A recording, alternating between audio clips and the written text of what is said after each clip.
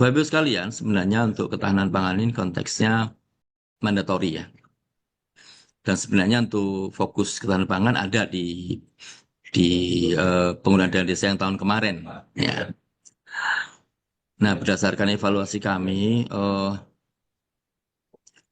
apa namanya, praktek pemanfaatan dana desa dan untuk ketahanan pangan ini memang belum fokus. Karena apa? Karena itu menjadi belanja rutin dari pemerintah desa.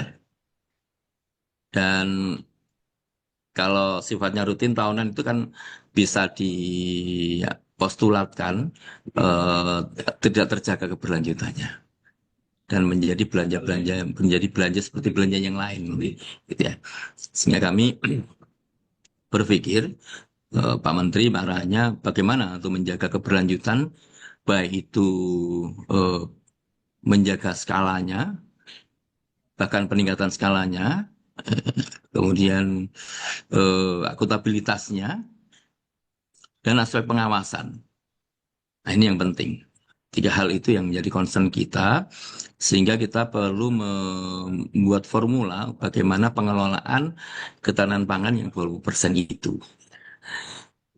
Nah, sehingga tidak cukup dengan Permen Desa nomor 2, sehingga kita terbitkan Permen Desa nomor 3 tahun 2005, dan bahkan kami sedang siapkan surat edaran untuk lebih memperjelas secara teknis bagaimana cara bekerja teman-teman di desa. Kami sebenarnya teman-teman desa itu kan udah pinter-pinter nih. Udah hampir 10 tahun lebih lah berpengalaman mengeksekusi kebijakan-kebijakan pemerintah pusat gitu. Ya sehingga kita tidak bermaksud untuk ngajari, tetapi ini memperjelas saja sebenarnya kira-kira arahnya kemana. Kita akan carikan apa namanya juga solusi-solusi dari beberapa masalah-masalah yang kita temui di lapangan gitu. Itu sebenarnya dari kenapa terbit Kempen Desa nomor 3. Dan nanti akan kita segera edarkan surat edaran mungkin surat edaran bersama dengan Kemendagri. Tempoh hari saya sudah ketemu Pak Dirjen Pak Laude. Ya kita terbuka untuk saling bekerja sama dan supaya tidak eh, di lapangan itu bahasanya sama lah kurang lebih begitu.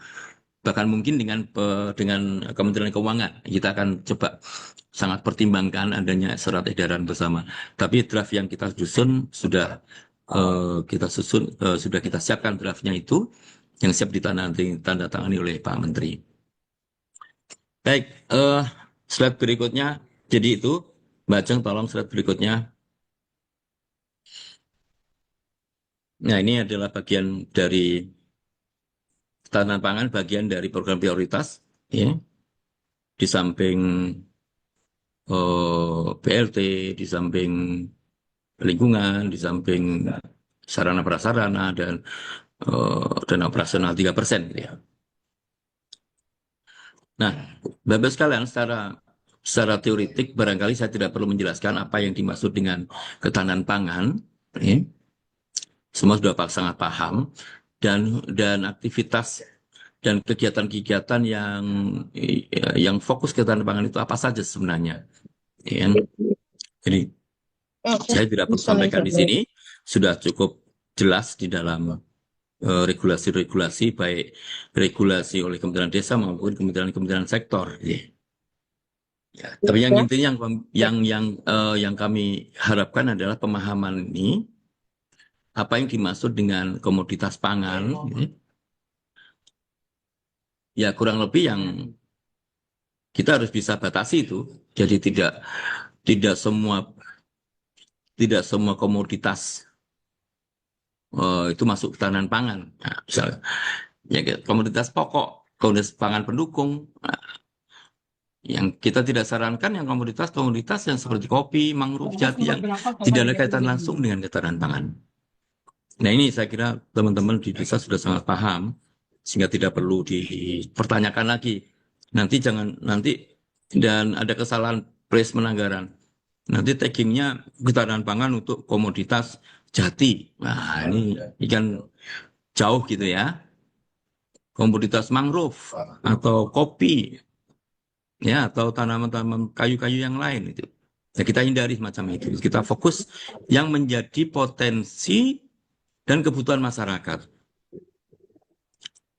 Jadi basis dari pilihan terhadap komoditas itu adalah potensi dan kebutuhan.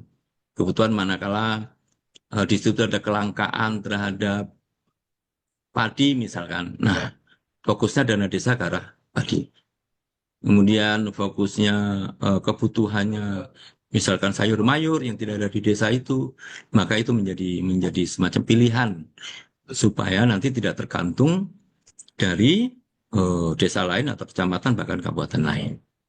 Ya, saya kira itu sedikit mengenai ketahanan pangan, komoditas pangan.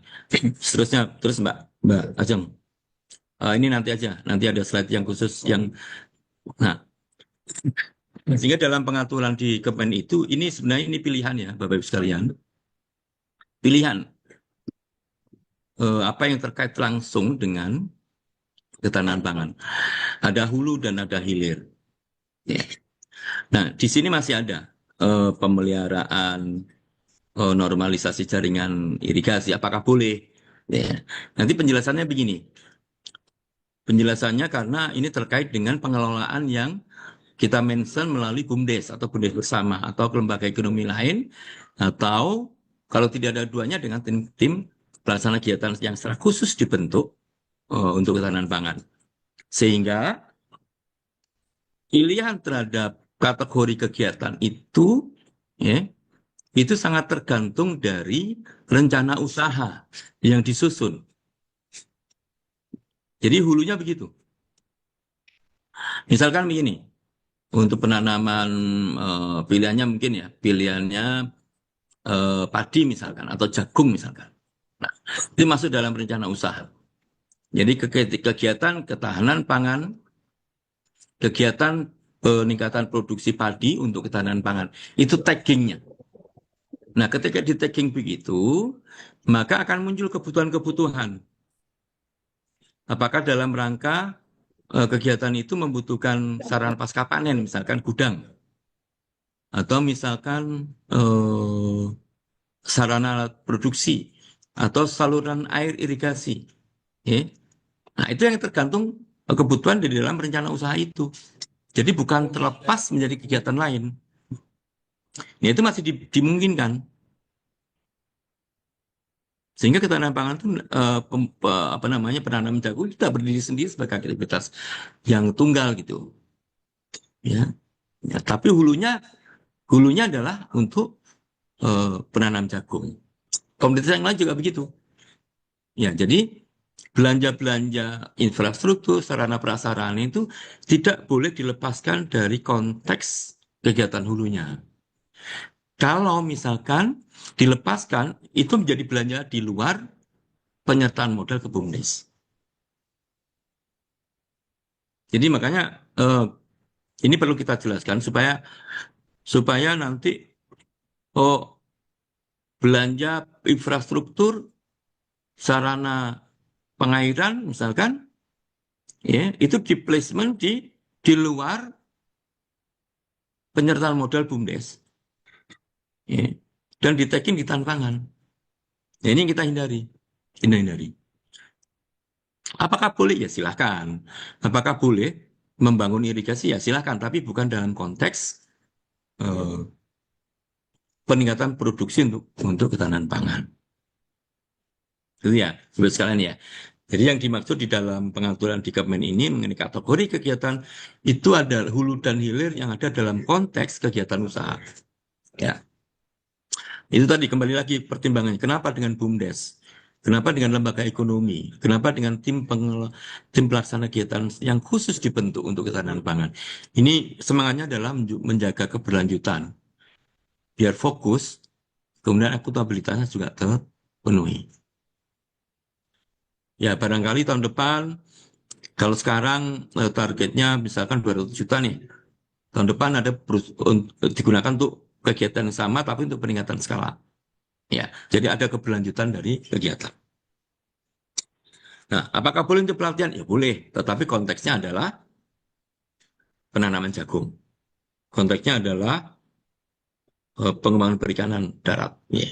Jadi kami berharap Bapak Ibu Kepala Desa itu betul-betul mempertimbangkan berapa besar nilai investasi yang disalurkan ke BUMDes. Misalkan kalau 1 miliar berarti 20%-nya itu kan 200 juta. Nah, kegiatan apa yang memadai dengan angka 200 juta? Kalau yang 1,5 miliar berapa? 417 kali 2 ya, sekitar 250, 300 sih. 300 juta. Nah, pilihan kegiatan apa ya yang dengan nilai investasi 300 juta itu bisa beroperasi, bisa menghasilkan dalam jangka pendek. Ya, jadi jangan jangan kemudian 300 juta untuk penanaman jagung dengan sekian ribu hektar. Ya, nggak masuk akal. Jadi yang sesuai dengan nilai investasi yang disalurkan melalui 20% dari dana desa itu. Jadi ini pertimbangan-pertimbangan itu memang tidak bisa muncul di dalam regulasi, tapi ini apa namanya menjadi apa penting untuk disampaikan supaya nanti nggak semata-mata nggak semata-mata menentukan komoditas yang mau dikerjakan gitu. Ya. Jadi ada pertimbangan nilainya 200 juta cocoknya untuk ikan, untuk perikanan darat, untuk ayam petelur gitu kan. Nah, ini harus ada pertimbangan. Makanya BUMDes, kalau ada BUMDesnya harus wajib membuat rencana usaha. Wajib membuat rencana bisnis. Ya.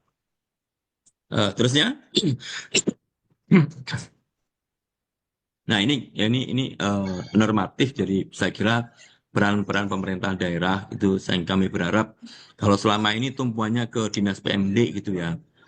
Ya, untuk konteks ini barangkali dinas PMD juga melibatkan dinas teknis, misalkan yang bisa memberikan bantuan teknis perikanan dengan dinas perikanan, kemudian eh, eh, padi, jagung dengan dinas pertanian dan perkebunan gitu ya. Jadi makanya kita ingin semua terlibat untuk bisa mendukung kegiatan usaha yang dikembangkan oleh desa gitu.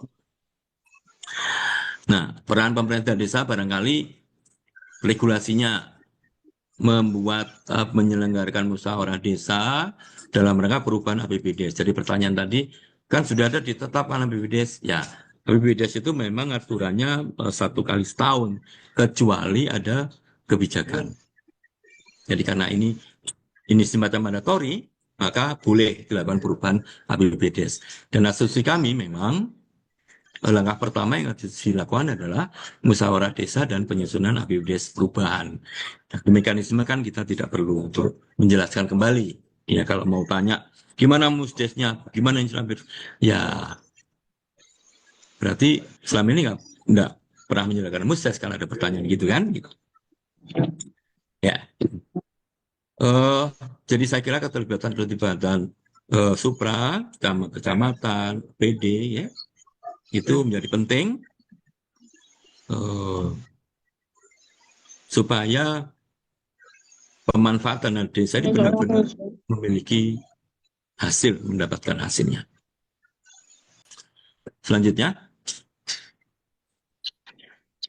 nah ini beberapa pertanyaan yang seringkali muncul, nanti akan bisa dibaca, barangkali ada jawaban-jawaban yang kurang pas, nanti tolong sampaikan ke saya. Kira-kira jawaban yang paling bagus, karena ini konsumsinya bukan untuk Jawa Timur saja, tapi untuk se-Indonesia Raya, jadi kami harus betul-betul memperhatikan pertanyaan dan menyiapkan jawabannya yang bisa digunakan untuk semuanya.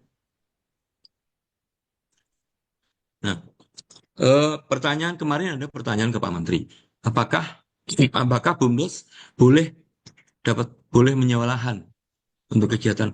Boleh, silakan. Ya, ya kalau ada pertanyaan boleh beli atau tidak. Nah, kan perhitungannya kan kalau beli efisiensinya berapa, sewa efisiensinya berapa, gitu kan? Jadi itu jadi pertimbangan-pertimbangan pokok dalam rencana usaha yang itu menjadi bagian dari musyawarah. Ya.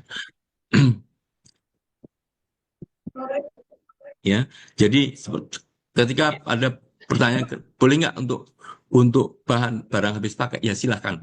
Jadi sekali lagi, ketika itu ada konteks dengan kegiatan usaha yang di dalam proposal atau rencana bisnis itu kita persilakan, tidak ada masalah. Ya.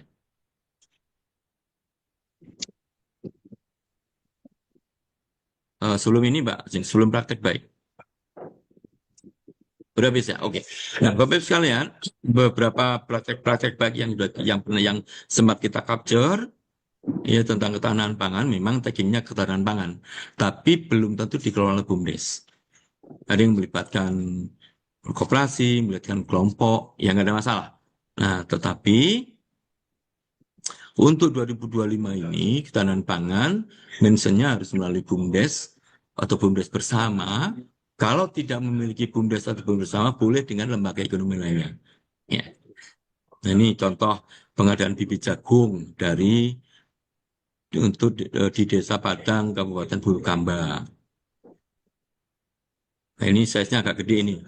Size-nya lumayan besar, 200 juta. Terus berikutnya Mbak Jeng, ini contoh greenhouse yang di Kabupaten Bandung. Kegiatan usahanya adalah untuk membangun kandang ayam. Ya, ini yang mengelola kelompok masyarakat. Nah, nah Bapak Ibu sekalian, nanti kita jelaskan mengenai tim TPK atau kelompok masyarakat, tim pelaksana kegiatan itu eh, harus melibatkan kelompok-kelompok usaha, kelompok tani, ya. Dan ini kita harapkan menjadi embrionya BUMDes bagi yang belum punya BUMDes nanti. Ya. Jadi TPK ini akan kita berikan kewenangan membuka rekening seperti rekening BUMDes dan kelompok lembaga ekonomi yang lain. Dan kita harapkan dalam waktu yang nggak lama, karena pendirian BUMDes itu nggak terlalu sulit sebenarnya, 2 bulan, 3 bulan udah bisa selesai sekaligus pengurusan badan hukumnya. Ya, ini contoh yang bibit bawang cabai di Denpasar. Iya, Alokasinya lebih dari 20%. Jadi minimal 20%, dia lebih dari 30%. Berikutnya, Mbak. Ini untuk 2 kegiatan. Jadi, Bapak Ibu sekalian, eh, eh, berapa jenis kegiatan usaha yang eh, bisa di apa namanya bisa dilakukan, bisa lebih dari satu. Jadi sekali lagi pertimbangan investasinya masuk akal enggak. Kalau misalkan 1 miliar berarti 20%-nya ya berapa, 200 ya, 400 juta ya. Nah, ketika ada digunakan untuk bikin apa namanya perikanan darat, sebagian untuk ayam petelur, sebagian silakan aja. Sekali lagi pertimbangan dalam perencanaan usahanya itu yang menjadi penting, yang masuk akal dan mampu dilakukan oleh teman-teman. Ya, apakah boleh dengan kerjasama BUMN? Boleh, silakan. Jadi yang penting taggingnya adalah kegiatan usaha ini dalam rangka untuk ketahanan pangan, itu taggingnya. Ya. Nah, mengenai mekanisme di dalam BUMDes itu berlaku ketentuan seperti PP 11 dan yang lain turunannya. Ya, jadi pengelolaannya karena ini sudah penyertaan modal, jadi pendekatannya dengan PP 11. Ya. Nah, bagaimana di koperasi? Ya, tentu dengan ketentuan dalam kelembagaan koperasi. Ini mekanisme Bapak Ibu sekalian. Ini yang sebenarnya yang paling penting ini. Ya, jadi skema 20%, minimal 20% itu kelembagaannya pertama melalui BUMDes atau BUMDes bersama. Ya, kemudian penempatan anggarannya dengan menggunakan kode akun penyertaan modal desa atau 6.2.2 ini regulasi dari Kemendagri yang kita gunakan. Dan nanti kalau ada teman-teman dari Kemendagri ada yang perlu dikoreksi, monggo silakan dikoreksi. Kemudian lembaga ekonomi masyarakat lainnya ini menggunakan kode akun pengeluaran pembiayaan lainnya. Ini yang jarang dipakai.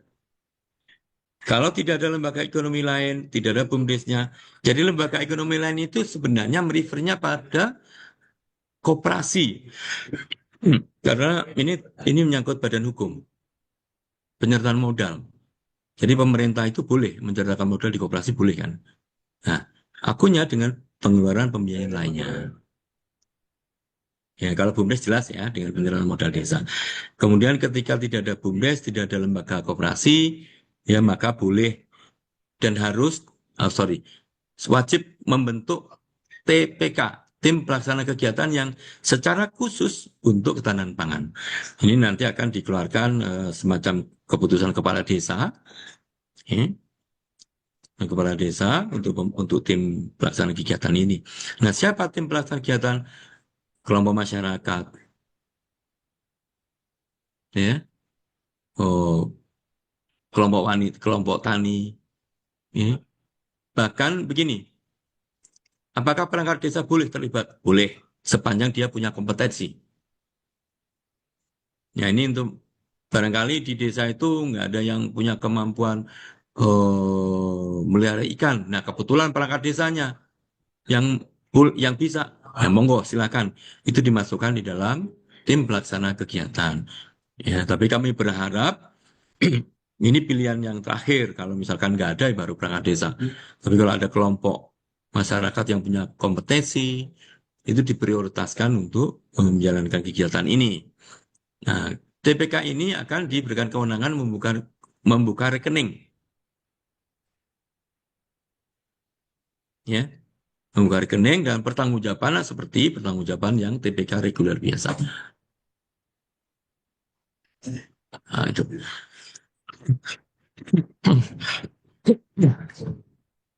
Jadi saya kira ini yang paling penting Bapak Ibu mengenai skema ini yang perlu dipahami sehingga tidak ada pertanyaan. Ini tidak ada pertanyaan lain. Kalau nggak ada BUMDes bagaimana? Bingung. Ya, nggak apa-apa. Sebelum sebelum ada penjelasan, bingung itu menurut saya lebih baik daripada tidak bingung. Kalau bingung itu ikut mikir, tapi kalau nggak bingung itu cuek-cuek, nggak mau mikir. Nah, saya lebih suka dengan yang bingung. Dan dengan bingung itu kita bisa diskusi, kita bisa jelaskan dan ya kita bisa. Baik, sekalian itu Pak Kabit. Sementara barangkali ada pertanyaan-pertanyaan yang penting dan pertanyaan-pertanyaan ini menjadi barangkali akan kita eh, jawab di dalam surat edaran yang dalam waktu tidak lama akan kita segera edarkan. Kurang lebih, mohon maaf. Assalamualaikum warahmatullahi wabarakatuh.